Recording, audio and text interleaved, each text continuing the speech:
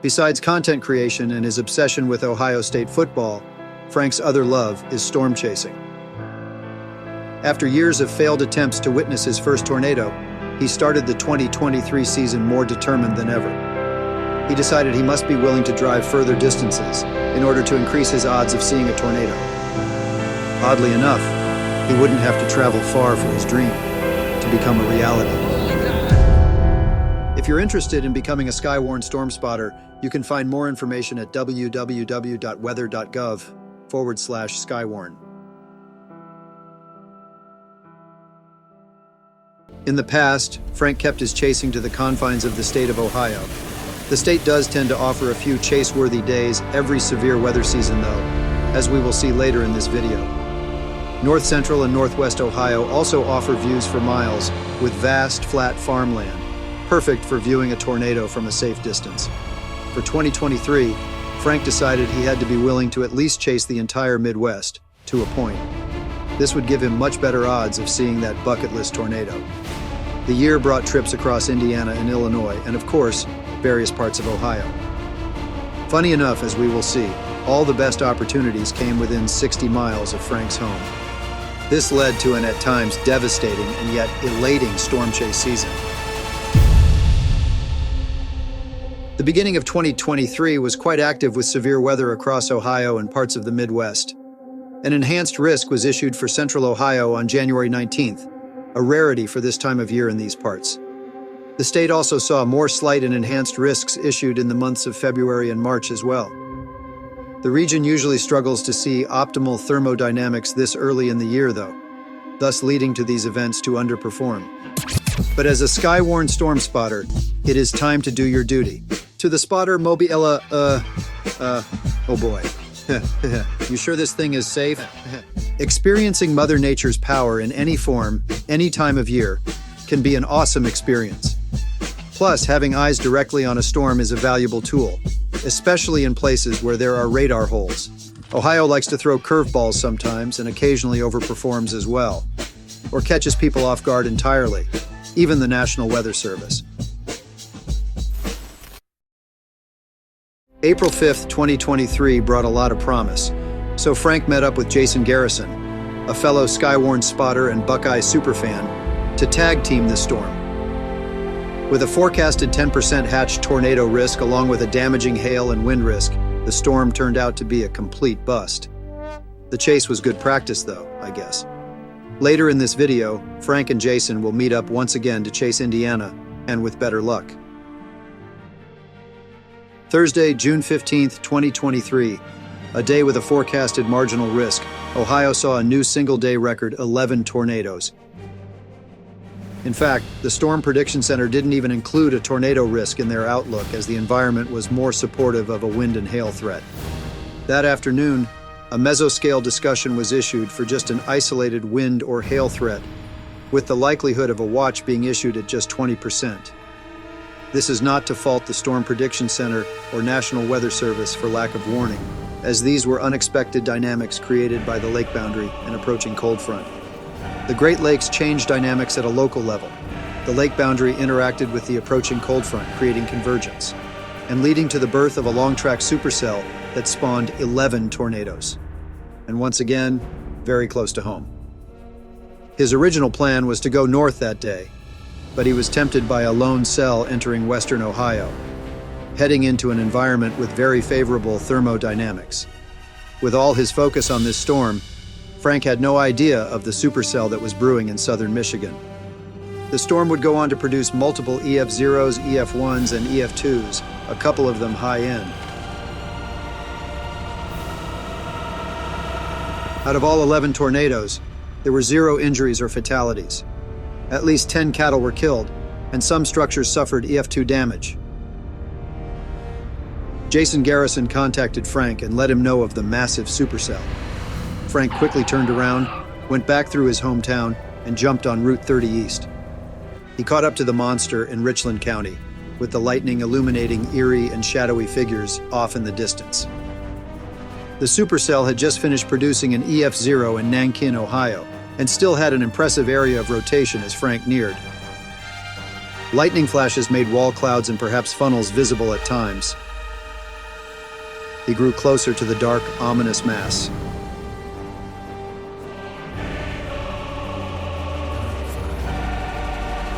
But that was all she had in her for the night. Frank was devastated he missed this opportunity, especially knowing that had he followed his original plan, he would have likely saw multiple tornadoes in one afternoon. And on top of that, it turned out some of his footage was out of focus. Frustrated, Frank even considered giving up storm chasing altogether.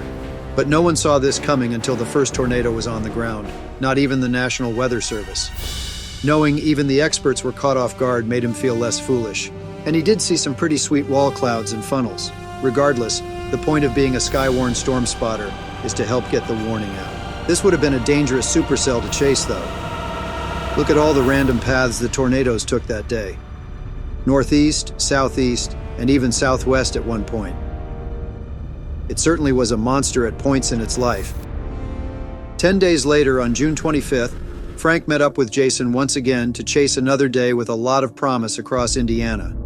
The environment was very unstable, with dew points near 70 degrees, and a surface low with an attending cold front brought favorable conditions for tornado development.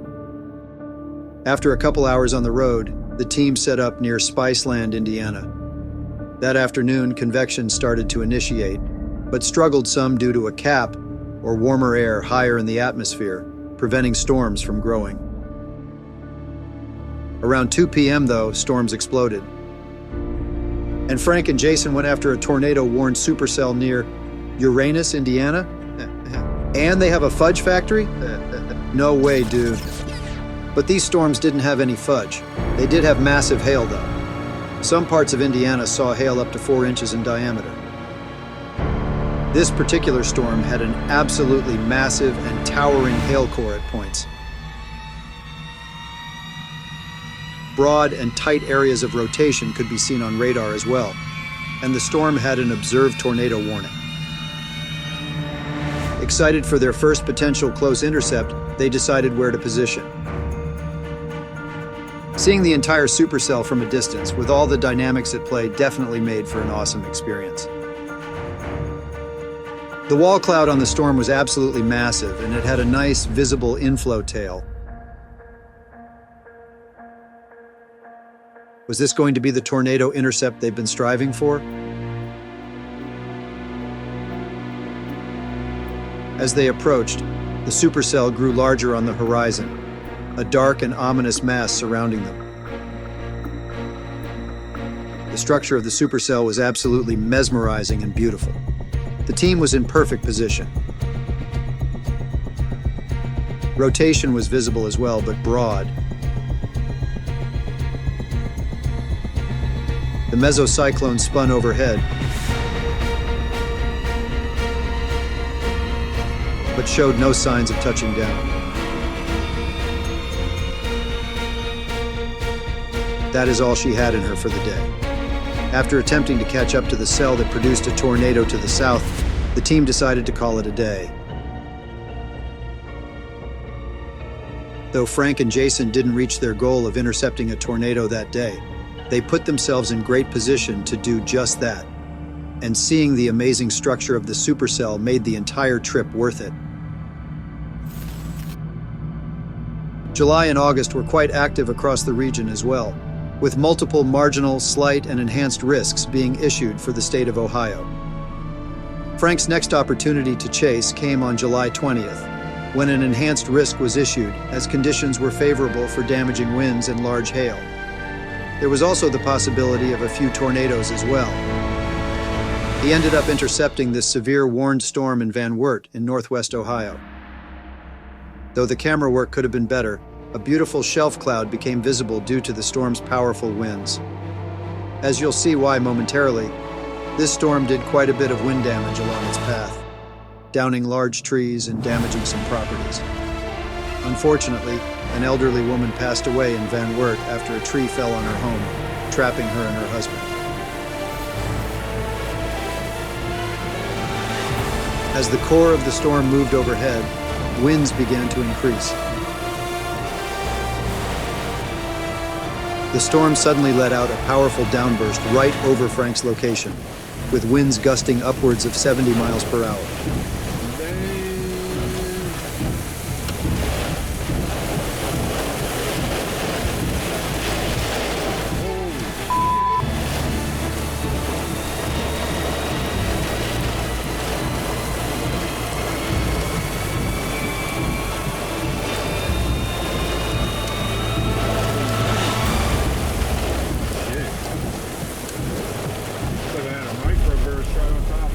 With the storms growing upscale into a large line, Frank decided to call it a day.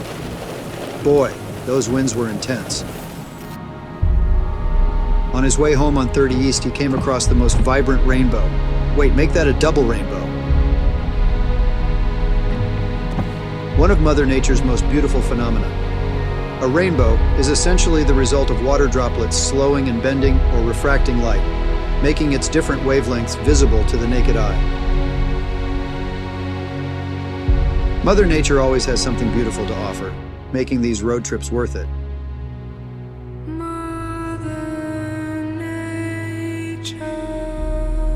This rainbow almost looked as if you could drive right to it and physically touch it.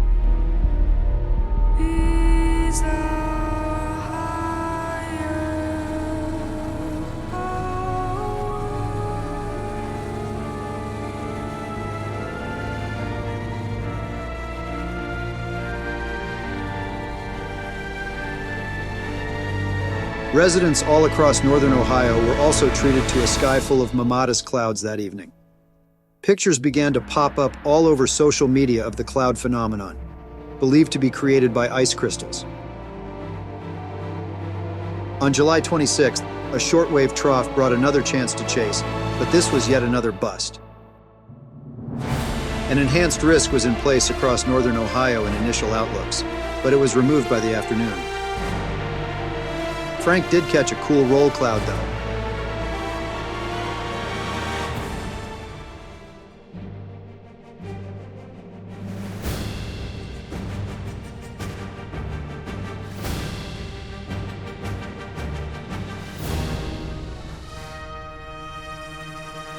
Just after midnight on July 29th, this particular storm wouldn't be a bust at all, and it hit a little too close to home.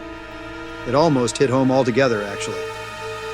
At about 1 a.m., an EF-1 touched down just east of Route 30, traveling for a few miles, just missing downtown North Robinson, before lifting just west of the city of Crestline. It almost seems like the terrain in this area is a magnet for tornadoes. Unfortunately, a few barns and a couple homes sustained damage, but thankfully no one was injured or killed. Frank took on this late-night chase, though with the heavy precipitation and darkness enveloping the storm, he didn't venture far. Traveling back south, he started to come across damage in his hometown. A whole line of power poles was blown down across the street from the Crawford County Fairgrounds.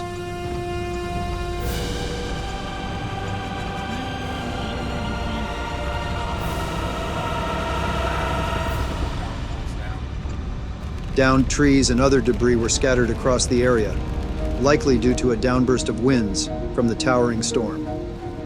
Frank came across a downed tree blocking the road just east of town. A lone first responder arrived, and the two managed to move the tree out of the way.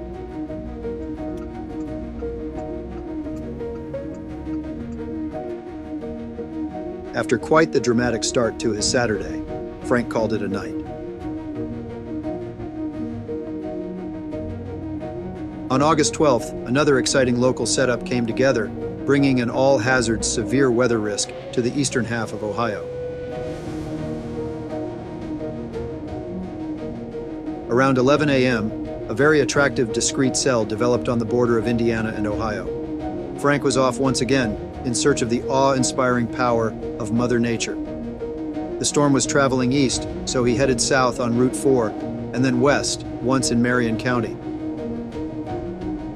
Coming from the north, he managed to find a west road that put him just south of the core, right in the inflow region.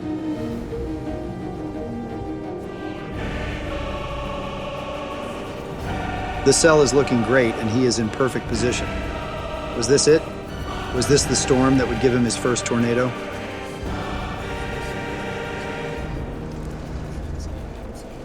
The ominous base of the supercell sat on the horizon as he approached from the east. There was a large, bowl-like lowering that was rapidly rotating.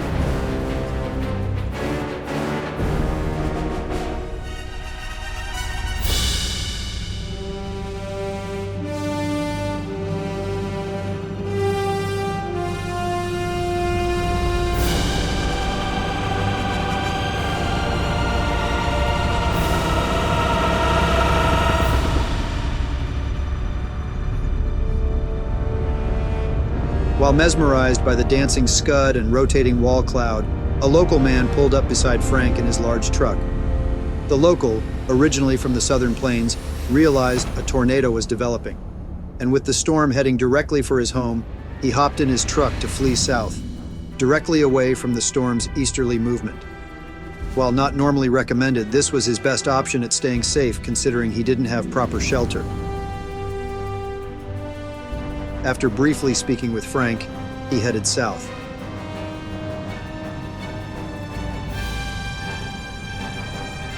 Look, there it is. It's believed it was one of these vorticities that did EF1 damage just long enough to cross a road near LaRue in Marion County.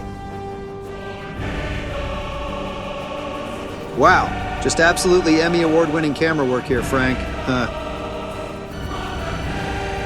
Not being able to confirm if there was a fully condensed tornado with the tree line in the way, he didn't call it in.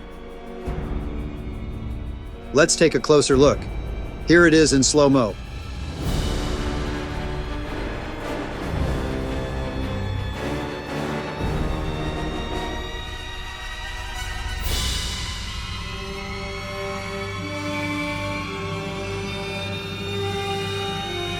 And sped up 2 times.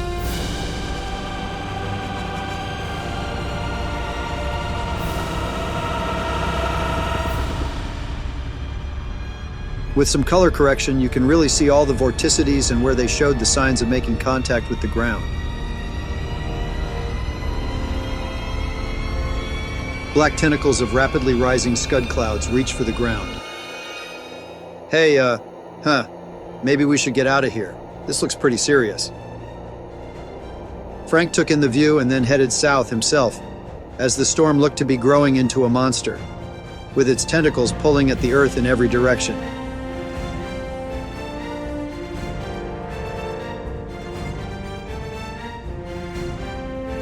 Shortly after heading south, the supercell went directly over the intersection Frank was just sitting at.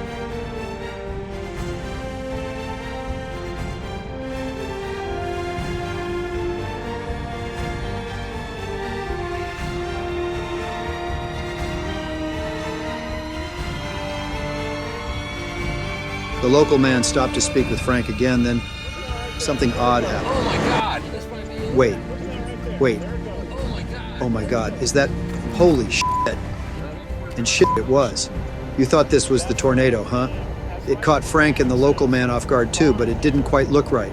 The local man realizes what's going on and explains. That heat of that is where he has all that chicken litter, and it's all decomposing, and it's all that extra heat. Because, you know what I mean? It's All that chicken poop convection. yeah. That's exactly what it is. Chicken poop convection. Yep. Turns out this rising condensation was just the effect of the cool outflow from the storm hitting a big hot pile of chicken poop, or chicken litter, that had been sitting in the sun for hours before. Nice image, huh? Hey, maybe we found an innovative way to study low-level tornado dynamics. After Frank and the local man parted ways, he followed the storm east, just north of downtown Marion, where the sun lit up the back of the storm, making the wall cloud look even more menacing. After a National Weather Service survey, they confirmed that what Frank witnessed was in fact a tornado. Rated an EF1, it was on the ground just long enough to cross the road and was an estimated 75 yards wide. Hey, it's not all about length. Wind ratings is where it's at. Does the chicken tornado count as an intercept? Let us know in the comments. Ha ha! He continued to follow the rotating mesocyclone, which offered an amazing sight. Would he get not only his first but second tornado in the same day?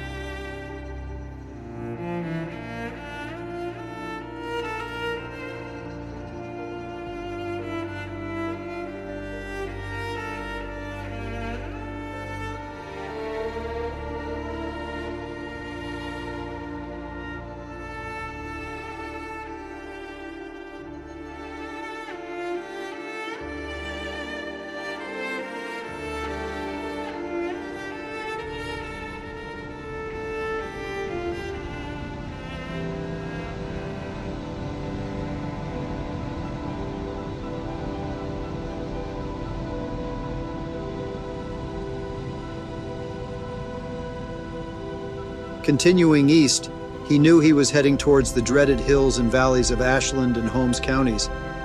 Amish country. Jeez, make me sound like some Amish bigot. While beautiful, the limited visibility and road network make for a difficult chase.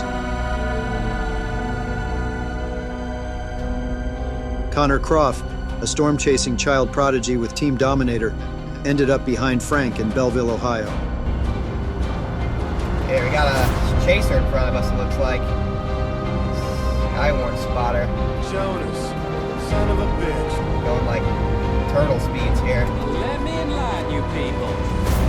Come on, buddy. All right, Connor, let's dominate. Put the gas. Hey, I'm going as fast as I can. Some mountains now in front of us. Told you it sucked.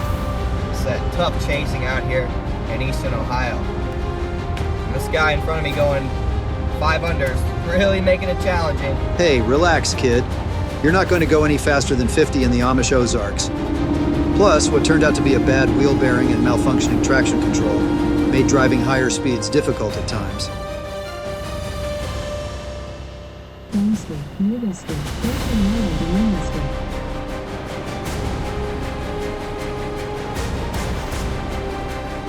Says it's observed? Dang it. Yeah, confirmed tornado. I just can't get to it, man. I'm literally right behind the hook. And there's a big mountain like right in the way of where I want to see the storm, and I got this bozo in front of me who won't even go the speed limit. The past 15 miles, I can't pass him. Woosah, Connor. You've already conquered many storms, kid, and you have many more ahead of you with your talent. But catching up to a tornado in the Amish Ozarks, or even being able to see it from a distance, is nearly impossible considering the terrain and road network. All right, child prodigy, take haste to the hills and valleys, young sir, and good luck to thee. Watch out for the Amish buggies. Feeling like the day was a success, witnessing his first tornado, Frank called it a day, and what turned out to be his last chase of the year. The Discovery Channel couldn't have scripted it better. Except this wasn't scripted. This was all just a dramatic sequence of events, thanks to some determination and mostly luck.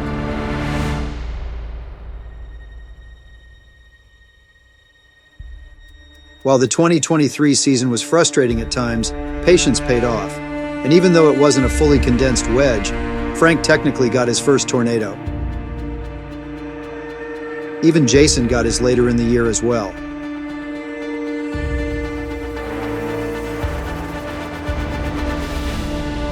On December 10th, he intercepted this EF1 near Bowling Green, Kentucky. The tornado was over a football field wide, had estimated peak wind speeds of 90 miles per hour, and was on the ground for a little over 2 miles.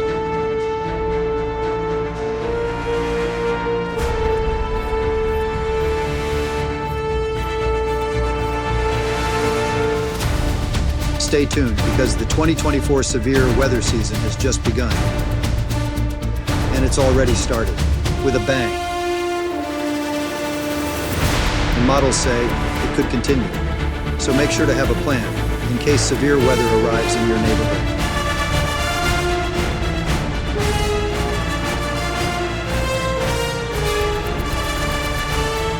Through highs and lows, new friends, and new horizons.